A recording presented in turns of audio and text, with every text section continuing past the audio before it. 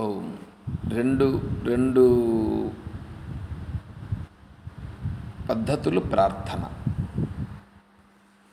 ప్రార్థన రెండు పద్ధతులు. ఒకటి, నువ్వు పారాయణం చేస్తున్నావు అని అనుకో. ఇప్పుడు నువ్వు చెప్తున్నావు అనుకో. ఇక్కడ ఏం చెప్తున్నావు? ఈ ఈ సకల ప్రపంచము ఈ నామరూపాలన్నింటి యందు నువ్వే వ్యాపించి ఉన్నావు. నువ్వే వ్యాపించి ఉన్నావు. ఎవరికి చెప్తున్నావు?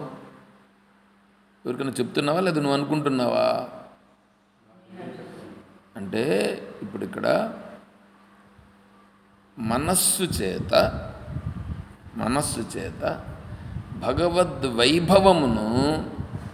భగవద్వైభవాన్ని స్తోత్రము చేయుట.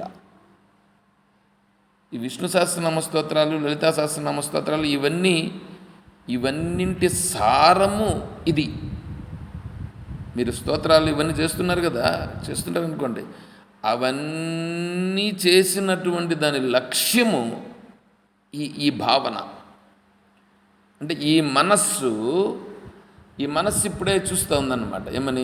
అంతా ఈశ్వరుడే, ఈ నామరూపాలన్నింటి యందు ఈశ్వరుడే ఉన్నాడనే భావనలోకి వెళ్ళిపోయి ఆ మనస్సే తన్మయత్వాన్ని చెందుతూ ఉంది. మనస్సే తన్మయత్వము చెంది ఆ తన్మయత్వంతో చెప్తా ఉంది. ఇది ఒకటో రకం. తర్వాత రెండవ రకం ఏంటంటే, ఈ మనస్సు తన్మయత్వం లేదు. అప్పుడేం చేయాలంటే, ఏ మనసా, ఇప్పుడు ఎవరికి చెప్తా ఉండేది? వేరే వాళ్ళకి కాదు. ఏ మనసా, చూడు, శాస్త్రాలు మహాత్ములు ఏం చెప్పినారంటే, ఈ నామరూపాలన్నీ కూడా ఈశ్వరుడే.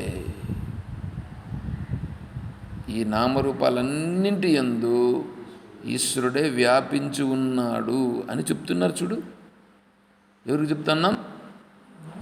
మనస్సుకి నేను చెప్తున్నాను.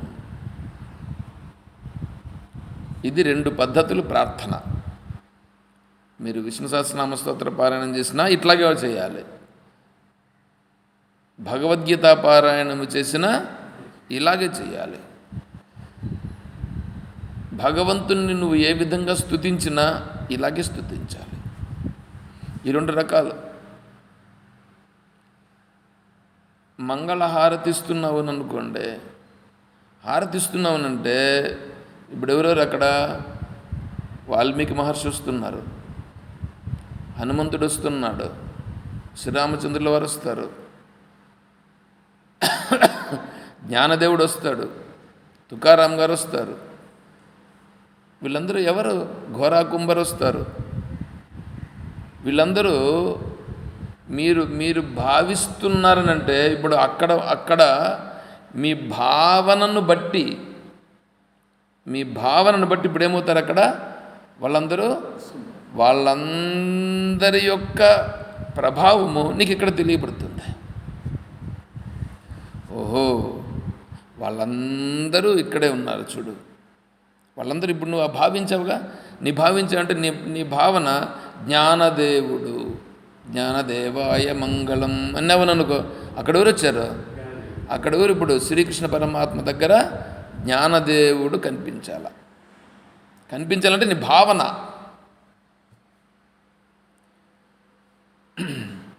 ఒకవేళ నీకు ఆ భావన రాలేదనుకో, ఏ మనసా, జ్ఞానదేవుడు ప్రార్థించింది ఈ పరమాత్మనే.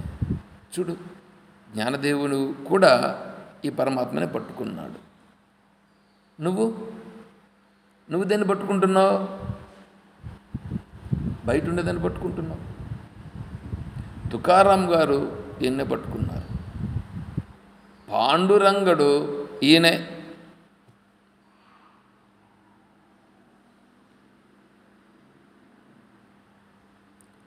వెంకటేశ్వర స్వామి ఈయనే. శ్రీకృష్ణుడు ఈయనే. మీరు ఎవరెవరిని అక్కడ భావిస్తూ చెప్తున్నారు అవన్నీ నీకు అక్కడే కనిపిస్తాయి. ఆ మనస్సుకు నువ్వు చెప్తున్నావు. గీతాచార్యుల వారు నా కోసము ఇక్కడ ఇలా ఉన్నాడు. అర్థమవుతుందా లేకపోతే ఏమన్నా ఏందో ఆయన చెప్తా ఉంటారు, చెప్పుకొని వెళ్ళే నేను వింటా ఉంటాను అని ఉంటారా? చూసుకోండి. మనస్సు ఏం కావాలంటే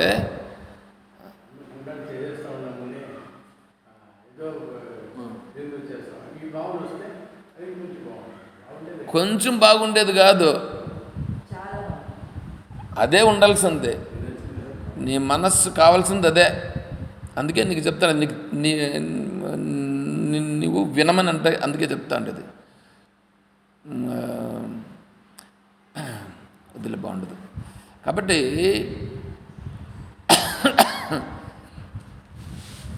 చాలా మనస్సుకి ఏం చేయాలంటే, మనస్సును పడమరగా పోవాలంటే తూర్పుగా వెళ్ళిపోయినాం మనం. బాగా ముందుకే తూర్పుగా వెళ్ళిపోయినాం. ఇప్పుడు ఇక్కడి నుంచి ఒక 10 అడుగులు వేస్తే స్వామికి బాగా దగ్గరికి వెళ్ళిపోతామని అనుకోండి. ఇక్కడి నుంచి 10 అడుగులు వేస్తే స్వామికి దగ్గర పోయేవాళ్ళము. ఇక్కడి నుంచి 1000 అడుగులు పోయిండామని అనుకోండి. ఆటి నుంచి ఇప్పుడు స్వామికి 10 అడుగులు వేస్తే మనం స్వామి దగ్గరికి వచ్చేస్తామా? ఆటి నుంచి రావాలంటే ఆ 1000 అడుగులు దాటుకొని వస్తే అప్పుడు నీకు 10 అడుగులు అవుతుంది. ఇక్కడి నుంచి 10 అడుగులు వేస్తేనే కదా స్వామి వస్తాడు అని ఆడ 10 అడుగులు వేసినాం అనుకో, దేవుడేం రాడు. అటుకి రావాల్సిందంత ఎవరు? పోయింది ఎవరు? పోయింది నేనే పోయినాను. ఇప్పుడు రావాల్సింది నేనే. ఇప్పుడు ఆడికి పోయి ఉండి నేను రావాలని అనుకుంటున్నాను, కానీ ఆయన రప్పించుకోలేదు. నీ కొండకు నీవే రప్పించుకో అని పన్నాడు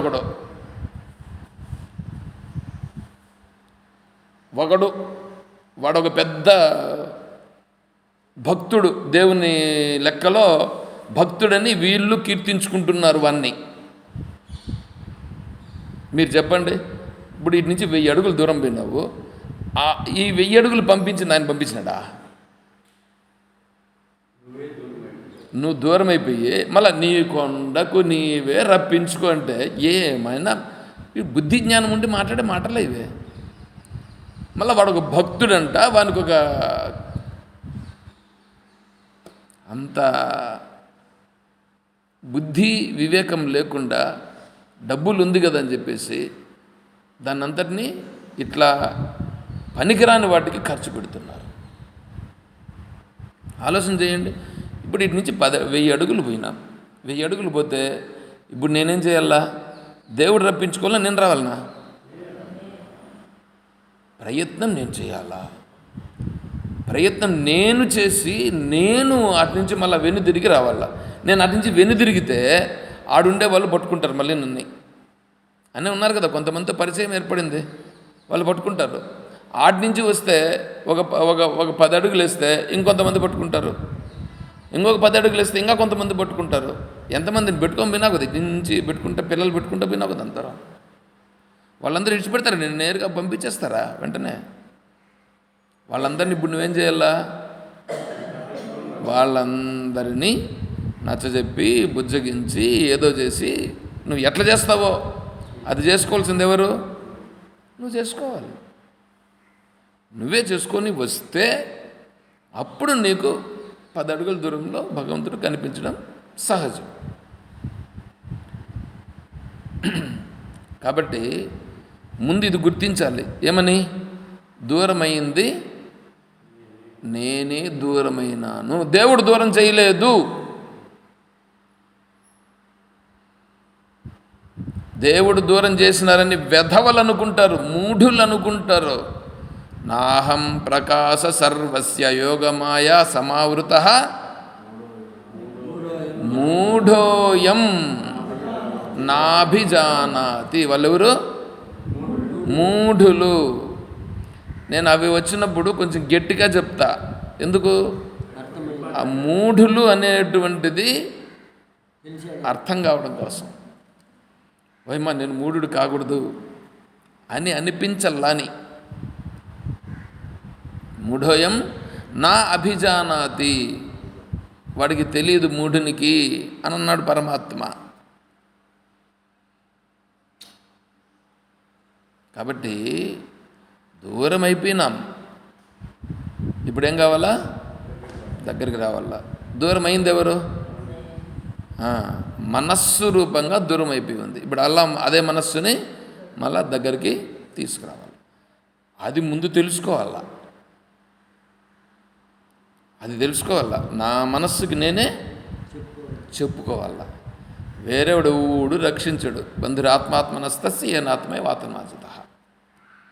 వాడికి వాడే బంధు, వాడికి వాడే శత్రువు. అది పరిస్థితి. సరే, ఇది ధ్యానం. కింద ఉండేది నేనున్నాననేది ధ్యానం. నేను అంటే ఏం రావాలి ఇక్కడ అంటే, నేనంటానే శరీర భావన పోవాల. శరీరము నేను కాదు, శరీరమును గుర్తించేవాడను నేను. శరీరమును గుర్తించేవాడను నేను. శరీరం ఉంటుంది, శరీరం ఉంటుంది, కానీ శరీరము నేను కాదు. శరీరమును గుర్తించేవాడను నేను. ఈ భావన కండ్లు తెరుచుకొనుంటే కలగడం మహా కష్టం. కళ్ళు తెరుచుకునున్నా, రోడ్లో నడుస్తున్నా, వేరే వాళ్ళతో మాట్లాడుతూ ఉన్నా, పశ్యన్ శృణ్వన్ స్పృశన్ జిఘ్రన్ నస్నన్ గచ్చన్ స్వపన్ శ్వసన్ ప్రలపన్ విసృజన్ గృహ్ణన్ ఉన్మిషన్ నిమిషన్నపి ఇంద్రియాని ఇంద్రియార్థేషు వర్తంత ఇది ధారయన్ బ్రహ్మణ్యాధాయ కర్మాణి సంగం త్యక్త్వా కరోతి యః లిప్యతే నసపాపేన పద్మపత్రమివాంభస. చూడు ఎన్ని పనులు చెప్పినాడు ఇక్కడ. వాటి పనులు అవి చేస్తూ ఉంటే కూడా ఇతను దేనితోనూ సంబంధపడుట లేదు. దేనితో సంబంధపడుతున్నాడు? అది సహజావస్థ. అదే సహజావస్థ, అది రాజయోగం. భగవద్గీతను రాజయోగం కాదనుకొని కొంతమంది మహానుభావులు వీళ్ళు చెప్పేది రాజయోగం అని ఉండారు. ఎందుకంటే వీళ్ళు రాజులు. వీళ్ళు అంటే శ్రీకృష్ణ పరమాత్మ కంటే కూడా గొప్ప రాజులు అన్నమాట వీళ్ళు. కాబట్టి వీళ్ళు చెప్పేది రాజయోగం అట, భగవద్గీతలో రాజయోగం లేదంట. మీరు భగవద్గీతలో రాజయోగం లేదు, ఇది రాజయోగం. ఎందుకంటే మా గురువు చెప్పినాడు. మీ గురువు సర్వజ్ఞుడా? శ్రీకృష్ణ పరమాత్మ సర్వజ్ఞుడా? శ్రీకృష్ణ పరమాత్మ సర్వజ్ఞుడు. సర్వజ్ఞుడు, సర్వేశ్వరుడు, సర్వశక్తిమంతుడు, సర్వాంతర్యామి అయినటువంటి ఆ పరమాత్మ ఎంతటి సహజావస్థను గురించి చెప్పారు. కాబట్టి అలా ఉండుట అంటే నువ్వు అన్ని పనులు చేసుకుంటూ ఉన్నా కూడా నువ్వు సహజంగా ఉండగలగాలి. అది అచలం. అలా అచలం అనేటువంటిది అచలోయం సనాతన అనంటే దాన్ని ఇక్కడ తీసుకొని వచ్చి వీళ్ళు చెప్పినాను కదా, దాన్ని ఏమంటారు? కైంకర్యం అంటారు. పేరు కైంకర్యం. దేవుని పైన మనస్సు మాత్రము. ఇప్పుడు కైంకర్యం అంటే ఏమైపోవాలా? ఇంక నువ్వు అక్కడ పోయినామని అనుకో, నీ మనస్సు ఇట్లా తిరిగేదానికి కూడా నీకు బుద్ధి పుట్టకూడదు. ఎందుకంటే నీకు వేరేవాడు పర్మిషన్ ఇవ్వాల, వేరేవాడు పర్మిషన్ ఇస్తేనే కదా నువ్వు పోవాలా. అది కైంకర్యం అంటే భగవంతుడు నీకు పర్మిషన్ ఇవ్వాలా, నువ్వు ఇప్పుడు ఇంక వేరే పని చేయని నీ మనస్సుని వేరే వాళ్ళు అక్కడ ప్రేరేపించాల. అది కైంకర్యం అంటే అంతవరకు నీ మనస్సు ఏమైపోవాలా, అక్కడ దానికి అతుక్కుపోవాలి.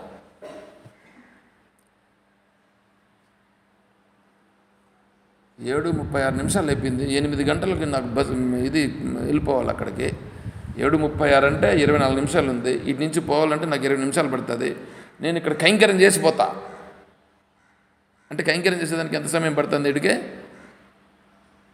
టైం పెట్టుకునేది 4 నిమిషాల్లో నేను కైంకర్యం చేసేసి పోవాలా. ఇది కైంకర్యం అంటారు అన్న. కైంకర్యం అంటే ఏం తెలుసా?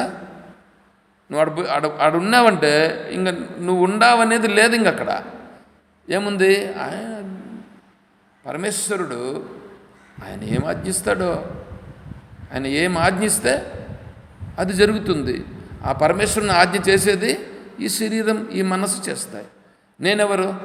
పరమేశ్వరుని ఆజ్ఞ కోసం ఎదురు చూస్తున్నటువంటి వాడు. ఇది కైంకర్యం. అటువంటి పరమేశ్వరునికి నైవేద్యం పెడుతుంది. నైవేద్యం ఎవరిది చెప్పండి? నీదనేది ఏమన్నా ఉందా? ఆయన సొత్తు అంటే ఏమి? అది ఏదో తెచ్చినామే, అది ఎక్కడిది? అది ఆయన ఇచ్చింది కాదు, ఆయనదే. ఆ స్వరూపమే కదా, ఆ స్వరూపమే అక్కడుంటే దాన్ని ఎత్తుకొని వచ్చినావు, ఇక్కడ పెడుతున్నావు. దాన్ని ఎత్తుకొని వచ్చి ఇక్కడ పెట్టి ఈరోజు నాది ఏందే పూజ ఏడనిదే? ఒరే నేను ఆ సేవా భాగ్యం నాకు ఎప్పుడు వస్తుందా అని నేను ఎదురు చూడాలి. కానీ నేను ఎప్పుడు నిరంతరము నేను వండుకొని నేను తిని నేనంతా పడ్డం దీంట్లో పడిపోతున్నాను. కానీ ఇదంతా భగవంతునికి సంబంధించింది. కనీసం అక్కడ ఏదో చేస్తున్నారు, ఆ భగవంతునికి నివేదన రూపంగా చేస్తున్నారు. ఈ భావన నాకు ఎట్లా లేదు, ఆ భావనతో నేను చేస్తా అనే ఎదురు చూడాలి. కానీ చూడండి ఎట్లా ఉంటుందా. సరే, ఏదో చెప్పుకుంటూ వెళ్ళిపోతున్నాం. సరే, ఇప్పుడు ఇక్కడ 2 కాళ్ళు అంటే సహజావస్థలో ఉండుట అనేటువంటిది సాధ్యం కానప్పుడు, నేనుగా ఉండుట అనేటువంటిది కళ్ళు తెరుచుకుని ఉండే సమయంలో ఉండలేనప్పుడు అలా ఉండుట కొరకు చేస్తున్నటువంటి అభ్యాసం ధ్యానం. నడిచేది నేర్చుకున్నారా? పుడతానే నడకొచ్చిందా మీకు? పుడతానే నడక రాలేదు కదా. ఆ నడకన అనేది చిన్న చిన్నగా పట్టుకొని గోడ పట్టుకొని లేచి కాలు మీద కాలేసి పడిపి మళ్ళీ లేచి ఏదో చేశారు కదా. అదేవిధంగా ఇప్పుడు కూడా ఏం చేయాలా? ఆ నడక నేర్చుకున్నట్లుగానే ఇక్కడ కూడా సహజావస్థకు పోవుట కొరకు నేనిప్పుడు నా మనస్సుని ఆ మార్గంలో తీసుకుపోతున్నాను. దానికోసం నేను ప్రయత్నం చేస్తున్నాను. అది ఇక్కడ జపము కానీ ధ్యానము కానీ చేసేటప్పుడు మనం చేసేది. ఆ భావన రావాలి. ఆ భావనతో జపం చేయాలి, ఆ భావనతో ధ్యానంలోకి పోవాలి. విషయం అర్థమైందిగా. అది అందుకోసం ఇప్పుడు కళ్ళు మూసుకుని ప్రయత్నం అంటే, ఎందుకంటే కళ్ళు తెరిస్తే మహాచంచలంగా చేసేస్తుంది రూపాలన్నింటినీ చూచి. అందుకని రూపములను చూడకుండా నిలగట్టి ఇప్పుడు నేను ప్రయత్నం. దేనికి ప్రయత్నం? నేను అనేటువంటిది ఉంది. ఆ నేను అనేటువంటిది ఏమిటి అని పరిశోధన. ఆ నేను అనేటువంటిది ఏమిటి?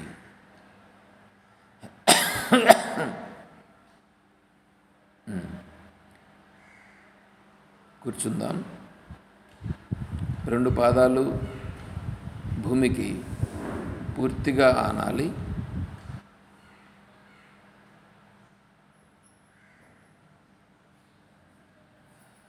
నడుము, వెన్నెముక, మెడ, తల నిటారుగా ఉండాలి.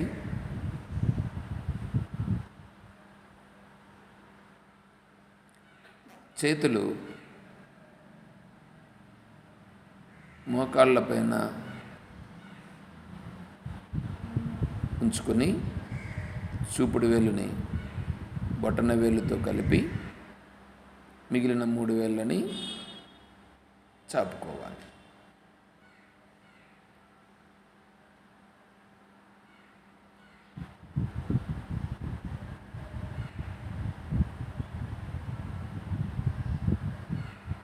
శ్వాసను బాగా తీసుకుని విడిచిపెట్టాలి.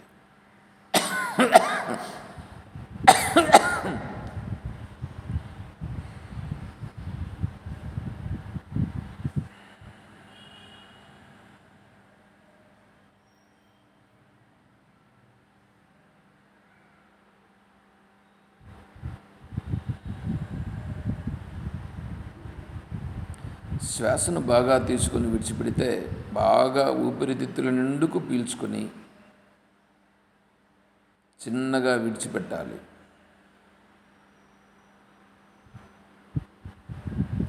ఇలా చేసేదాని వలన అటెన్షన్ అవుతుంది.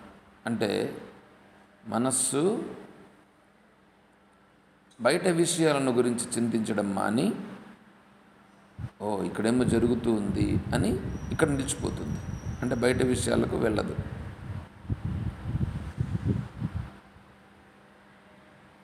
బాగా గాలి తీసుకుని విడిచిపెట్టాలి.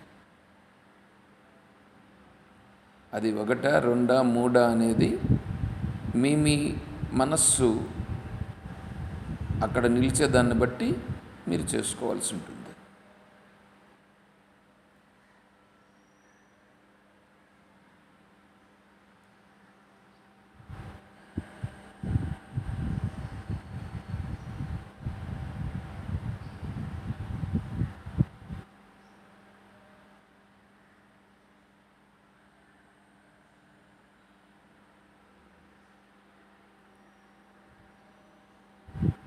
శరీరమును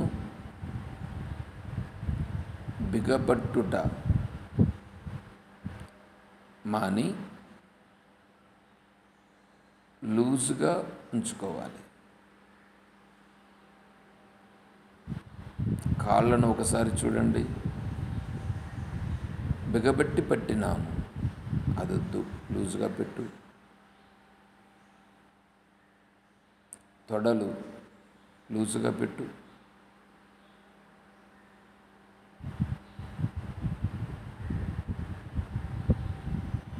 పొట్టని గమనించండి. శ్వాస తీసుకున్నప్పుడు ముందుకి, వదిలినప్పుడు లోపలికి వెళ్ళుచున్నది. పొట్టను గమనించాలి.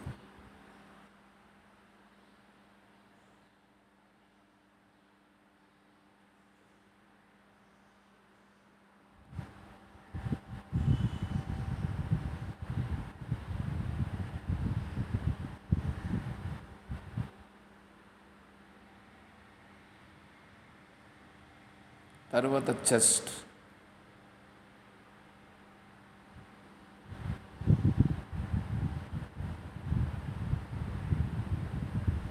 శ్వాస తీసుకున్నప్పుడు బాగా ముందుకొస్తున్నది, వదిలినప్పుడు వెనుకకు వెళ్ళుచున్నది.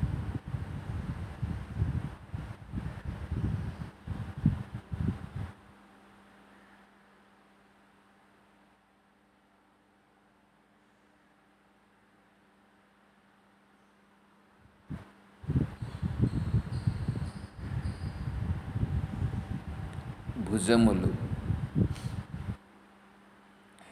భుజములు గట్టిగా బిగబెట్టి ఉండుట విడిచిపెట్టి తేలికగా ఉన్నవి అవి ఉండని. నువ్వు దాన్ని పట్టద్దు, గట్టిగా బిగపట్టద్దు, విడిచిపెట్టు.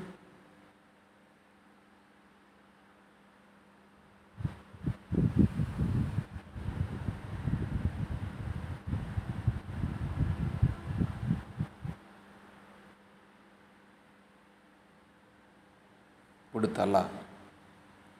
తల పైభాగాన్ని చూస్తున్నాను.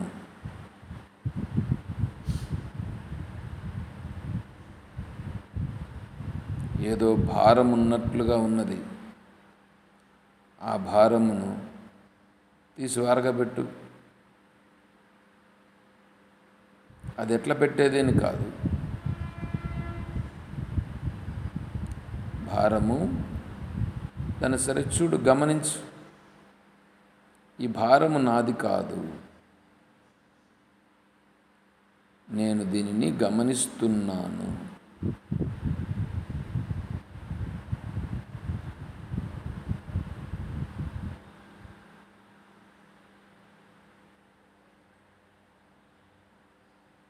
తర్వాత భృకుటి.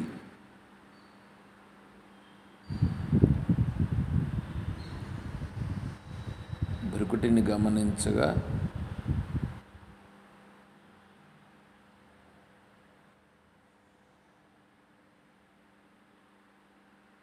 ఫ్రీ.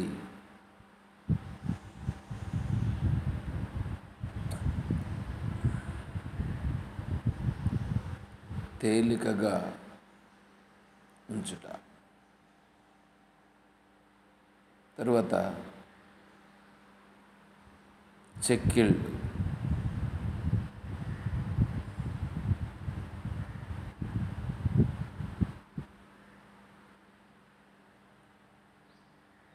ఫ్రీగా పెట్టుకునుట, లూజుగా ఉంచుకునుట. తరువాత గడ్డము, ముఖము.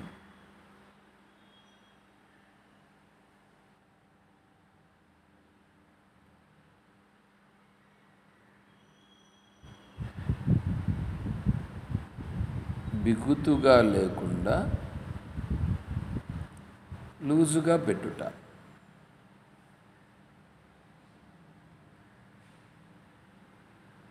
బిగబట్టద్దు, విడిచిపెట్టు. అవి ఉండని, వాటి పద్ధతులు అవి ఉండని, విడిచిపెట్టు.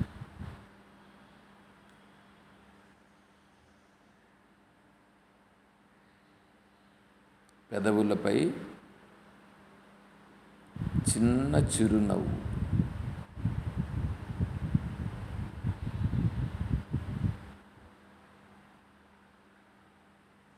పెట్టుకుని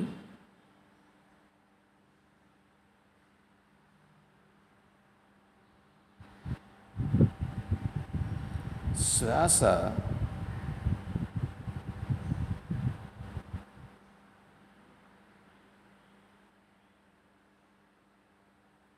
వస్తూ ఉంది, పోతూ ఉంది.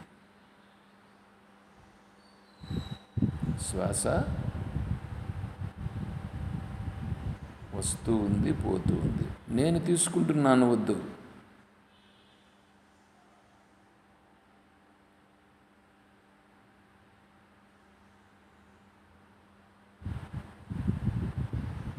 గమనించు. శ్వాసను గమనించు, అంతే.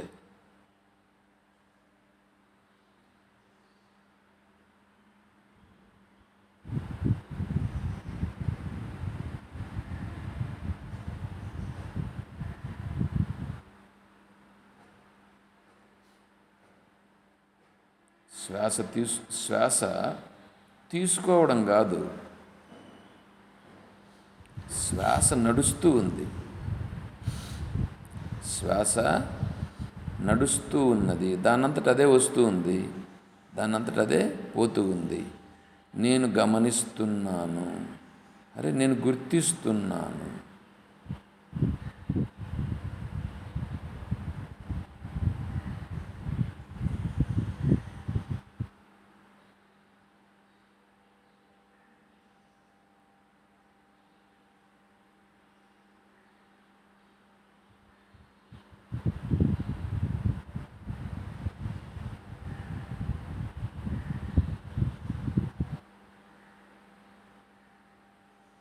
శ్వాసను నిలపాలని ప్రయత్నమొద్దు.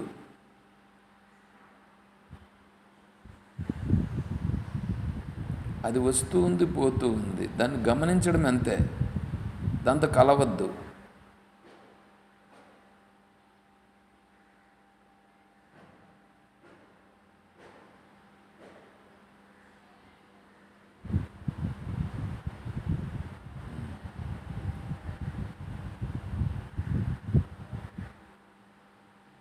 నేను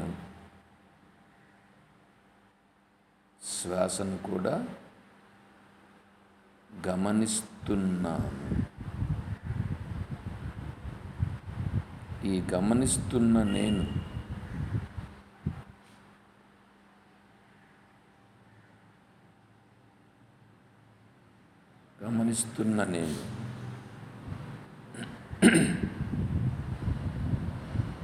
గమనిస్తున్నాను.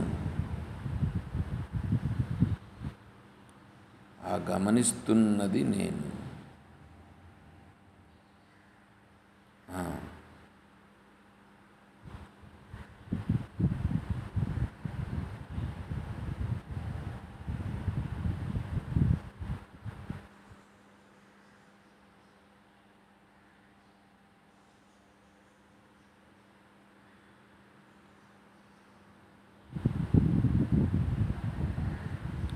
అలా గమనిస్తున్న నేను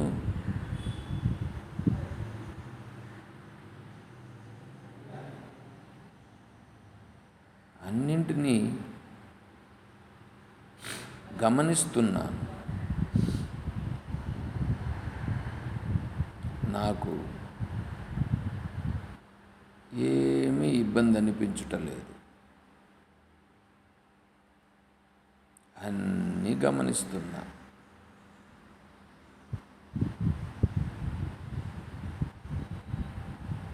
అవి ఉన్నాయి. నేను గమనించేటువంటి వాడను. వీటితో దేనితోనూ సంబంధం నాకు లేదు.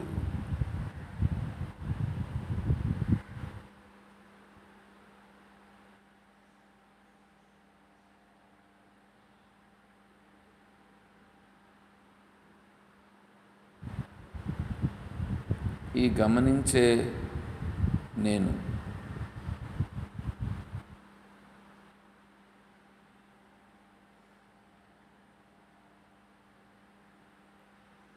అదే తెలివి. దానినే ఎరుక అంటారు. దానినే సత్ అని కూడా అంటారు. అదే చిత్.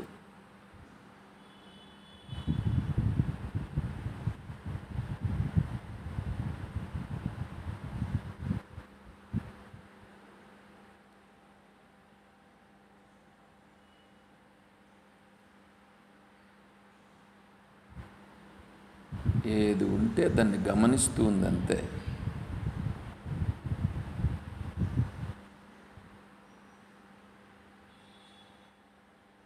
ఇది నా సహజత్వం. ఇదే నేను. నేను నేనుగా ఉండుట కొరకు మహర్షులు శాస్త్రము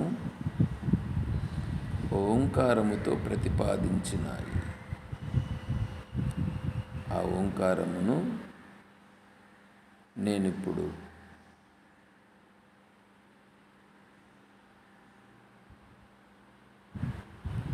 నోటిలో ఓంకారము చెప్తూ భావన నేనుగా ఉంటాను.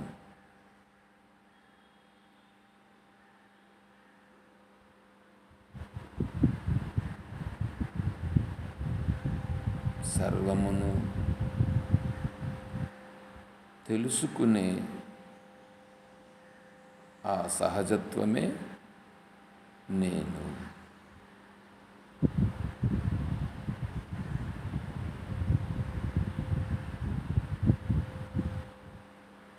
ఆ నేనునే గుర్తు చేసుకున్నట కొరకు నేను ఓంకారమును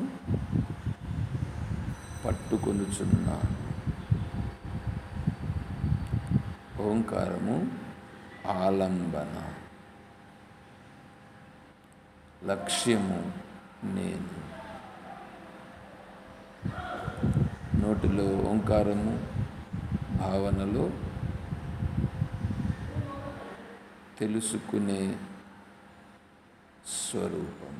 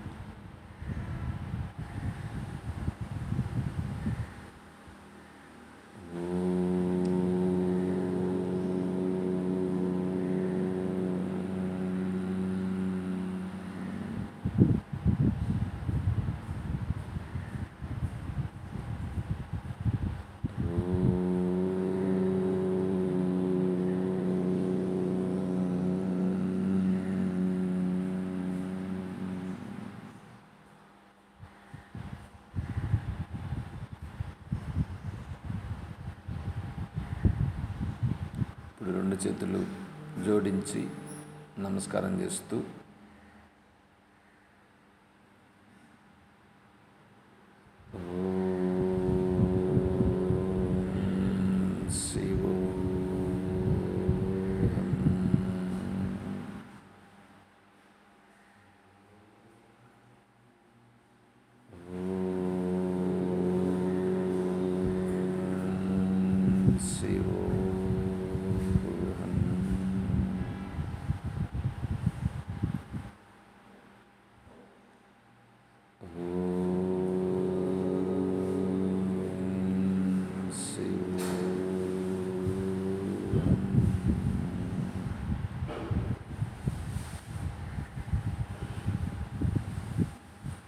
రెండు చేతుల్ని తొడల మధ్యలో పెట్టుకుని ఫ్రీగా కూర్చోండి. అదే భావనలో ఉండాలి.